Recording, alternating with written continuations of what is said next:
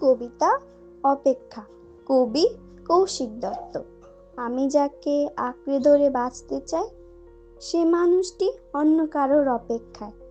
তিনি আজও ডায়েরি লিখে তার ভালোবাসার মানুষকে না পাওয়ায়, আর আমি বোকার মতো বারবার পিছু নিচ্ছি সেথায়।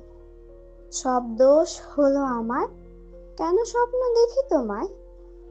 এতে তোমার নেই কোনো দোষ, তুমি ছিলে আমার গল্পে নির্ভুল। তবুও কেন জানি তোমার জন্য আমি বারবার হয়ে যাচ্ছি দুর্বল। তুমি অন্য কাউকে ভালোবাসো যে, তবুও আমি রোজ বিরক্ত করছি তোমাকে। এর জন্য আমি অপরাধী তোমার কাছে, কিন্তু তবুও কেন জানি থামাতে পারি না নিজেকে আমি।